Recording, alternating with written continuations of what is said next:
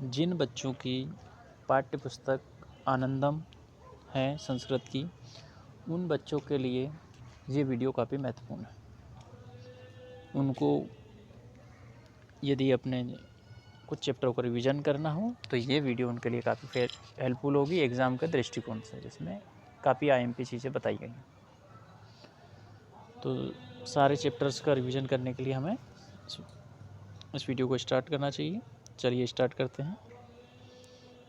तो सबसे पहले इम्पोर्टेंट चीज़ में आ जाती है नंबर्स। तो नंबर्स भी स्त्रीलिंग, पुल्लिंग और नपुंसक लिंग के अकॉर्डिंग अलग अलग होते हैं। पुल्लिंग, स्त्रीलिंग और नपुंसक लिंग, इनके अकॉर्डिंग नंबर्स अलग अलग होते हैं। स्त्रीलिंग, पुल्लिंग, नपुंसक लिंग के अकॉर्डिंग नंबर्स अलग अलग होते हैं। तो देखिए, सबसे पहले देखते हैं हम लोग कि पुल्लिंग में क्या होता है कि जितने भी व्यक्तियों के नाम होते हैं वो आते हैं, जैसे कि राम, श्याम, बालक, महेश, दिनेश। ये स्त्रीलिंग में कैसे होते हैं कि महिलाओं जैसे जो नाम होते हैं वो महिलाओं स्त्रीलिंग में आते हैं। नपुंसक लिंग खिलौने हो गए, घर हो गया, मकान हो गया, जिन लगभग नॉन लिविंग थिंग्स नपुंसक लिंग में आते हैं। जितने भी नॉन लिविंग थिंग्स हैं वो किस में आएंगे? नपुंसक लिंग। तो इनमें अंतर क्या है? तो 1 से लेकर 4 तक 1 to 4 जो नंबर्स होते हैं वो तीनों लिंगों में चलते हैं। उसके बाद में गिनती कहीं भी कैसे भी लिख सकते हैं। तो 1 से लेकर 4 तक के हमें ये नंबर्स याद करने चाहिए। जैसे कि 1 को पुल्लिंग में एकः बोलते हैं, स्त्रीलिंग में एका बोलते हैं और नपुंसक लिंग में एकम बोलते हैं।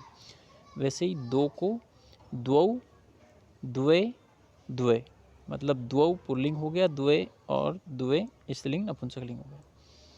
इसी प्रकार से 3 और 4, 3 को बोलते हैं त्रियः, तिस्त्रः, त्रीणी। त्रीणी किस में आएगा? नपुंसक लिंग में। तिस्त्रः स्त्रीलिंग में। त्रयः पुल्लिंग में। वैसे ही चत्वारः पुल्लिंग में, चतस्रः स्त्रीलिंग में, चत्वारी नपुंसक लिंग में। चत्वारा वेदा पुल्लिंग शब्द हो गया। चतस्रा अजः, अजः मतलब होती है बकरी, तो 4 बकरियाँ। चत्वारी फलानी मतलब 4 फल। चलिए आगे चलते हैं।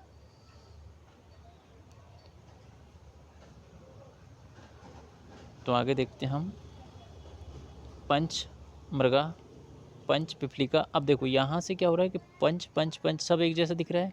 इसका मतलब पुल्लिंग हो, नपुंसक लिंग हो, स्त्रीलिंग हो, 4 से आगे के जितने भी नंबर होते हैं सब एक जैसे ही चलते हैं सभी लिंगों में। अब इस चैप्टर से और इम्पोर्टेंट क्या है? तो सारे के सारे शब्दार्थ जो 13 पार्ट के हैं वो थोड़े इम्पोर्टेंट हैं, तो इनको आपको एक बार रिवीजन कर लेना चाहिए। जैसे कि शशकौ मतलब होता है 2 खरगोश, पिपलिका मतलब चींटियाँ, व्यंजनानी मतलब अनेक पंखे, अंगुल्यः मतलब उंगलियाँ, रूप्यकाणि मतलब रुपये, मासः मतलब महीने, कक्षः मतलब कमरे और कलमानी मतलब पेन या लेखनियाँ, शुकः मतलब बहुत सारे तोते, बाला मतलब लड़कियाँ, हस्तौ मतलब 2 हाथ, विक्षंती मतलब खिलते हैं, शाखा मतलब टहनियाँ, कुर्दंती मतलब कूदते हैं, छत्राणी मतलब छाते, मंडूकः मतलब मेंढक, क्रीडनकानि मतलब खिलौने, क्रीडनकानि मतलब खिलौने। चलिए अब आगे देखते हैं। ये सारे के सारे शब्दार्थ आप 1-2 बार पढ़ेंगे तो आपको याद हो जाएंगे। अब देखो हमारे पास कुछ क्वेश्चन हैं, उनको सॉल्व करते हैं। ये क्वेश्चन सारे लिंग बेस पे ही है। जैसे कि बालकः लिखा तो यहाँ पे क्या आएगा? एकः। और अगर जो ऐसा लिखा होता कि आम्रफलानि, तो ये क्या है? नपुंसक लिंग शब्द है, तो इसमें आएगा चत्वारी। सैनिका आगच्छन्ति तो त्रया सैनिका आगच्छन्ति, या त्रीणी लिखा है ये गलत है, त्रया आएगा, त्रया सैनिका आगच्छन्ति। कक्षायां द्वये बालिके वार्तालापम कुरु, तो यहाँ पे क्या आएगा? द्वये बालिके, क्योंकि बालिका शब्द क्या है? स्त्रीलिंग है, इसलिए यहाँ पे द्वय आएगा। ठीक है, इनको ध्यान रखना, ऐसे क्वेश्चन भी आ सकते हैं। अब आगे चलते हैं। तो यहाँ भी लिंग के हिसाब से ही हमने संख्या लिखी, जैसे कि एकः दीपकः, द्वौ बालकौ, चत्वारः मृगः, द्वय महिले, चतस्रा नायिकाः, द्वे चित्रे, चत्वारि पत्राणि, त्रीणि पुस्तकानि, एकम व्यंजनानि। एकम क्यों लिखा? क्योंकि व्यंजन शब्द जो पंखा है वो नपुंसकलिंग। तिस्रा लेखन्यः, लेखनी शब्द स्त्रीलिंग है इसलिए यहाँ तिस्रा आया। एका बालिका, बालिका स्त्रीलिंग शब्द इसलिए एका ऐसा लिखा हमने। सिंह शेर पुल्लिंग शब्द इसलिए यहाँ त्रयः सिंहा लिखा। तो इन सबको आप एक बार गौर से पढ़ लेना। चलो आगे देखते हैं। अब ये वाले जो क्वेश्चन है वे थोड़ा सा IMP है। जैसे कि वेदा कति संति, तो आंसर आ जाएगा वेदः चत्वारा संति। तो पहली वाली लाइन से क्या आंसर बन जाएगा? वेदा चत्वारा संति। देवा कति संति, तो देवा त्रया संति। देव कितने? 3, ब्रह्मा विष्णु महेश, तो त्रयः। देवा कति संति? त्रयः। अब सप्ताहे कति दिनानि भवन्ति, सप्ताहे सप्त दिनानि भवन्ति। ये IMP क्वेश्चन है कि मैं जो बोल के बता रहा हूँ। वेदा कति संति? चत्वारा। देवाः कति संति? त्रयः। सप्ताहे कति दिनानि? सप्त। पुराणानि कति संति? तो आंसर क्या आएगा? अष्टादश पुराणानि। मंत्रम वारम जपा, तो मंत्रम एकादश वारम जपा। मासे 30 दिनानि संति, महीने में 30 दिन होते हैं। चलिए ठीक है, आगे चलते हैं। अब आता है पर्यायवाची शब्द, क्योंकि कुछ शब्द IMP हो जाते हैं पर्यायवाची शब्द भी, तो हमें पर्यायवाची शब्द भी पढ़ना चाहिए। जैसे कि मेघा, मेघ के पर्यायवाची शब्द हो गए जलदः पयोधरा, जलदः पयोधरा। समुद्र का पर्यायवाची शब्द हो गया जलधि वारिधि, जलधि और वारिधि। नेत्रम का चक्षु नयनम, शूलपाणि का शंकरः, पक्षी का खगा व्यहगा। खग और विहग किसके पर्यायवाची हैं? पक्षी के। ये सारे एक बार आप दोबारा देख लें। मेघ का जलद पयोधर, समुद्र का जलधि वारिधि, नेत्रम का चक्षु नयन, शूलपाणि का शंकर और पक्षी का खगा विहग। ठीक है, आगे चलते हैं। अब देखो यहाँ पे क्या दिया हुआ है, उदाहरण के अनुसार हमें शब्द को लिखना है।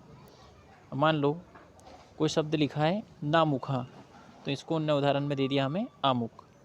नामुख को क्या दे दिया उदाहरण लिख के हमें कि आमुख, तो बाकी में भी हमें किसके अनुसार करना है? इसी की तरह करना है।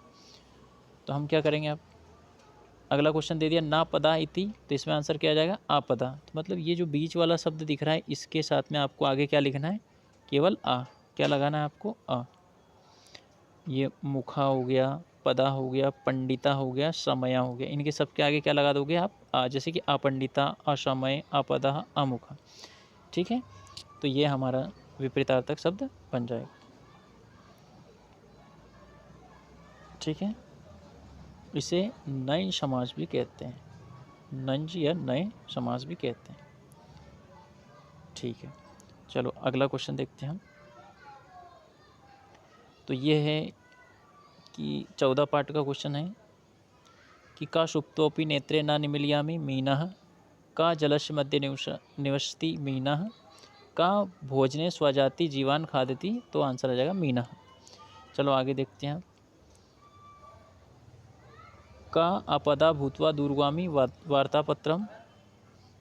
और अगला क्वेश्चन है कि का अपदा भूत्वा दूरगामी, तो आंसर आ जाएगा वार्तापत्रम। का साक्षरा किंतु न पंडिता, तो आंसर आ जाएगा वार्तापत्रम। का अमुका भूतवा स्फुट वक्ता, जो बिना मुख का होकर भी अच्छा बोलता है, उसका भी आंसर आ जाएगा वार्तापत्रम। तो दूरगामी भी वार्तापत्रम, ना पंडिता भी वार्तापत्रम, स्फुट वक्ता भी वार्तापत्रम। चलिए अगला क्वेश्चन देखते हैं। का वृक्षस्य अग्रभागे निवसति, कौन वृक्ष के आगे के भाग में निवास करता है, तो आंसर आएगा नारी केलम। का त्रिनेत्रधारी, किसके 3 नेत्र है, तो आंसर आएगा नारी केलम। का त्वक वस्त्रधारी, कौन पेड़ों की खाल के वस्त्र धारण करता है, तो आंसर आएगा नारी केलम। ठीक है, चलो आगे चलते हैं। अगला क्वेश्चन है किम दूरस्य वार्ताम वदति, कौन दूर की वार्ता बताता है, दूरदर्शनम। किम रात्रिन दिवम चलती, कौन रात दिन चलता है, तो उसका भी आंसर आएगा दूरदर्शनम। और किम मनोरंजनस्य साधनम अस्ति, तो आंसर आएगा दूरदर्शनम। चलिए अब इनके क्वेश्चनों के बार बार प्रैक्टिस करोगे तो आपको आ जाएंगे। अगला क्वेश्चन है किम विना अस्माकम जीवनम असंभव एवं, तो विज्ञानम, किसके बिना हमारा जीवन असंभव है, तो आंसर क्या आएगा? विज्ञानम। विज्ञान के बिना हमारा जीवन असंभव है। अगला क्वेश्चन देखते हैं। आर्यभट्टस्य ग्रंथस्य नाम किम, तो आर्यभट्टियम, आर्यभट्ट के ग्रंथ का नाम क्या है, आर्यभट्टियम। गते नियमानाम उल्लेखम कुत्र अस्ति, गति के नियमों का उल्लेख कहाँ पर है, तो वैशेषिक दर्शने, वैशेषिक दर्शने। दसमान आपद्यते जनकः किम, दशमलव पद्धति का जनक कौन है, दसमान आपद्यते जनकः कः, तो आंसर आएगा आर्यभट्टः। कुत्र भारतस्य स्थिति अतीव उत्तमा अस्ति, कहाँ पर भारत की स्थिति बहुत उत्तम है, तो विश्व पटले। तो ये तो कुछ हमारे IMP क्वेश्चन हो गए और आगे चलते हैं। तो हमें कुछ चित्रों के वर्णन भी करने रहेंगे उसमें। तो चित्र वर्णनम की जगह पे आप एक चित्र दिया है, आप इसमें क्या दिख रहा है, एक किसान दिख रहा है, एक बच्चा दिख रहा है, तितली दिख रही है, फल फूल सब चीज़ें दिख रही हैं, कुआं दिख रहा है, झरना दिख रहा है, बिल्डिंग दिख रही है, इतनी सारी चीज़ें आपको दिखाई दे रही। अब इसके अनुसार हमें ये जो शब्द लिखे हैं इसमें यहाँ पे पेटी में, ये वाले शब्द इनके अनुसार हमें लाइनें बनानी है। चलिए लिखते हैं कुछ लाइन। इसमें क्या मिला आपने को, पहला शब्द अस्मिन चित्रे एकम उद्यानम अस्ति, इस चित्र में एक उद्यान है। दूसरा उद्याने अनेकानि पुष्पाणि सन्ति, उद्यान में बहुत सारे पुष्प हैं। अत्र एका जलप्रपातापि अस्ति, पीछे की तरफ हमें एक जलप्रपात दिखा था। वृक्षस्य शाखायां चटका सन्ति, वृक्ष की शाखाओं पर कौन बैठी है, चिड़िया बैठी है। मालाकारा उद्याने कार्यम करोति, ये जो मालाकार है ये उद्यान में क्या कर रहा है, कार्य कर रहा है। इस प्रकार से हमारा ये पैराग्राफ हो गया। अगला क्वेश्चन देखते हैं। तो अगले में भी हमें क्या दिख रहा है, पर्वतीय स्थल है, इसमें हमें क्या क्या दिख रहा है, एक ये पर्वतीय स्थल है। दूसरी बात बहुत सारे ये वृक्ष दिख रहे हैं, और क्या दिख रहा है, ये मकान भी दिख रहे हैं, और क्या दिख रहा है, तो ये सरोवर भी है बहुत बड़ा। फिर क्या है, और भी क्या है इसमें, बहुत सारे लोग भी हैं, नाव भी है, और इस प्रकार इन सारी चीज़ों को हमें यहाँ पे नीचे अनुवाद में लिखना है। इसका जो सेंटेंस बनाएंगे उसमें लिखना है। चलो लिखते हैं। तो इसका आंसर हो जाएगा चित्रे पर्वतीय स्थलम अस्ति, बिल्कुल सरल, चित्र में पर्वतीय स्थल है। चित्रे अनेका वृक्षा सन्ति, चित्र में बहुत सारे वृक्ष हैं। चित्रे एका सरोवरा अपि अस्ति, चित्र में एक सरोवर भी है। तत्र अनेकानि पुष्पाणि विकसन्ति, वहाँ पे बहुत सारे पुष्प खिलते हैं या विकसित हैं। तस्य समीपे अनेकानि गृहाणि सन्ति, उनके पास में बहुत सारे घर भी हैं। सरोवरे अनेकः नौका सन्ति, सरोवर में बहुत सारी नाव हैं। तो ये हो गया। चलो अब अगला क्वेश्चन देखते हैं। ये वाला भी वर्षाया आनंदम वाला चित्र, इसमें क्या है, बच्चे दिख रहे हैं, घर दिख रहा है, पेड़ दिख रहा है, मोर नाच रही है, और बहुत सारे पुष्प हैं, बच्चा नाव चला रहा है। तो ये तो क्या होगा, और आकाश में मेघ भी है, ये बादल भी हैं। चलो इसको लिखते हैं। तो इसमें आ जाएगा चित्रे आकाशे मेघा सन्ति, चित्रे एका मयूरा नृत्यन्ति, चित्रे बालकौ जले क्रीडतः, चित्रे अनेका वृक्षा सन्ति, चित्रे अनेकानि पुष्पाणि सन्ति, चित्र में बहुत सारे पुष्प हैं। 5 लाइनें हो गई, तो इतना ही काफ़ी है। चलो अगला वाला देखते हैं। अब इसमें क्या है कि एक पितामह है, पितामही है, बच्चा है, मम्मी चाय लेके आ रही है, और उसके पास, बच्चे के पास बहुत सारे खिलौने हैं। चलो अब इसको भी लिखते हैं हम।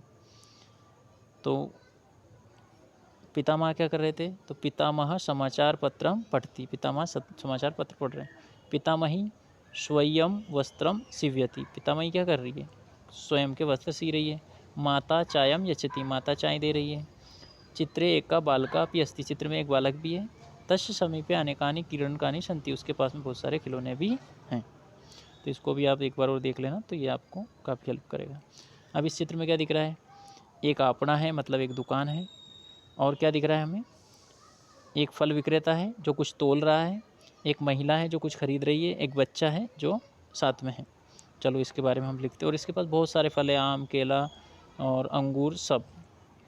ठीक है, तो हम इनको कैसे लिख सकते हैं, तो देखो, चित्रे एका आपणा अस्ति, चित्र में एक बार दुकान है। चित्रे फल विक्रेता आम्रम तोलयति, चित्र में फल विक्रेता आम तोल रहा है। फल विक्रेता समीपे दाड़मम द्राक्षफलम अपि अस्ति, चित्र फल विक्रेता के पास में क्या है, द्राक्षफलम भी है और आम्रम भी है। चित्रे एका बालका अस्ति, चित्र में एक बालक भी है। चित्रे एका महिला फल क्रीयति, चित्र में एक महिला फल खरीदती है। तो ये हो गया। चलो अब अगला देखते हैं। तो ये क्वेश्चन आपके लिए होमवर्क में है कि आप ये सारे क्वेश्चनों का आंसर देख के जाना है, पाँचों के पाँचों का। अब अगला, कुछ क्वेश्चन एडवांस बनाए जाते तो कहाँ से बनाए जाते, तो ये दिया है, कस्य महत्वपूर्ण उपलब्धि का यांत्रिका विकास अस्ति, तो आधुनिक कालस्य। भारतस्य चरक श्रुतयो सदैव ऋणी भविष्यति। तो कयो आ जाएगा कि भारत के किसका सदैव ऋणी है, भारत किसका सदैव ऋणी है, चरक सुश्रुत तयो का, दोनों का, चरक और सुश्रुत का। भारतीय का प्रगति अति उत्तम अस्ति, तो वैज्ञानिकी, भारत में किसकी, तो वैज्ञानिकी। सूर्य सिद्धांता परिधि कश्या परिधि अपि दत्ता, तो भूमि, सूर्य सिद्धांत में किसकी परिधि दी हुई है, भूमि की। ठीक है, चलो अब अगला क्वेश्चन देखते हैं। अगला क्वेश्चन है निबंध। निबंध आते ही आते हैं, कोई सा पेपर हो तो पुस्तकम, उद्यानम और एक और विद्यालय का आप निबंध देख लेना। ये मैंने दिया है, इसको वीडियो को रोक के कि पुस्तकानि मह्यम अतीव रोचते, मम समीपे बहुनी पुस्तकानि सन्ति, पुस्तकानि अतीव मनोहराणि सन्ति, मम समीपे चित्रयुक्त पुस्तकम अपि अस्ति, रमणीयम चित्रम आनंदयति। और उद्यानम का देखो अगला है उद्यानम का, उद्यानम अत्यंतम रमणीयम भवति, उद्याने वृक्षारोहन्ति, वृक्षा पुष्पै फलै पर्णै च शोभन्ति, उद्याने बालका क्रीडन्ति, उद्याने तड़गा भी अस्ति। ये हो गया हमारा क्या, उद्यानम का निबंध और विद्यालय का निबंध। एक नीचे विद्यालय का निबंध दिया हुआ है, आपको ये निबंध भी पढ़ लेना चाहिए, तो ये भी काफ़ी हेल्पफुल रहेगा आपके लिए। तो मम विद्यालय गुराड़िया माता ग्रामे अस्ति, विद्यालयस्य भवनम अति सुंदरम अस्ति, अहम प्रतिदिनं विद्यालयं गच्छामि, अहम विद्यालयं गत्वा गुरून् प्रणमामि, विद्यालये एकम उद्यानम अपि अस्ति। यह हो गया आपका निबंध। और क्या है आईएमपी, तो और आईएमपी आ जाता है सुभाषतानी के श्लोक। हम जब भी चैप्टर का सॉल्यूशन देखते हैं या पेपर देखते हैं तो एक ना एक श्लोक हमें ज़रूर मिलता है, तो ये एक श्लोक आपको कम से कम याद करना चाहिए। हस्तस्य भूषणम दानम, सत्यम कंठस्य भूषणम, श्रोत्रस्य भूषणम शास्त्रम, भूषणे किम प्रयोजनम। और इसके अलावा आपको 1 से लेकर 50 तक की संख्याएं याद रखनी चाहिए, तो वहाँ से भी क्वेश्चन बनते हैं। तो ये एक श्लोक आप अच्छे से लिख के देख लेना, लिखने में गलती मत करना, नहीं तो मार्क्स कटेंगे। चलिए तो अगला देखते हैं आप। एक और है, न कश्चित कश्चिन मित्रम, न कश्चित कश्चित रिपु, व्यवहारेण जायन्ते मित्राणि रिपुवस्तता। ये भी आप श्लोक दोनों में से कोई सा भी याद कर सकते हैं। वीडियो को रोक के या दोबारा देखना, तो आपको काफ़ी हेल्प मिलेगी। अब बालक के शब्द रूप, और तो आपको बालक के शब्द रूप भी देखना है, कौन सी विभक्ति में बालक के शब्द रूप को क्या लिखेंगे। तो ये बालकः, बालकौ, बालकः, तो ये सारी सारी विभक्तियाँ आप एक बार पढ़ लेना इसको, तो इससे आपको बालक का शब्द रूप बन जाएगा। एक और कौन सा पढ़ना चाहिए आपको, तो एक और है ये राम का शब्द रूप। आपको राम का शब्द रूप भी पढ़ना चाहिए कि प्रथमा विभक्ति में राम का शब्द रूप कैसे लिखते हैं। तो प्रथमा विभक्ति में रामः, रामौ, रामा, ऐसे करके आपको दोनों के शब्द रूप पढ़ने हैं। वीडियो को रोक के आराम से देख लेना, तो आपको लगभग सारे क्वेश्चन बन जाएंगे। और एक आएगा अपठित पद्यांश या गद्यांश, उसमें सारे क्वेश्चन सॉल्व हो जाएंगे, लेकिन क्वेश्चनों के आंसर आगे पीछे भी हो सकते हैं। तो इसलिए आप क्वेश्चन को अच्छे से पढ़ना, फिर आंसर पैराग्राफ में ढूंढना। तो आज के लिए इतने काफ़ी है। आई होप ये क्लास आपके लिए काफ़ी हेल्पफुल रहेगी। जिसको समझ में नहीं आए वो बार बार क्लास को रोक के देखना, तो आपको हेल्प मिलेगी। वीडियो को देखने के लिए बहुत बहुत धन्यवाद, और नेक्स्ट वीडियो आपके लिए काफ़ी हेल्पफुल रहेगी। तो चैनल को सब्सक्राइब, लाइक और शेयर भी करें, ताकि आपको इस टाइप की वीडियो और भी मिले। बहुत बहुत धन्यवाद आपका।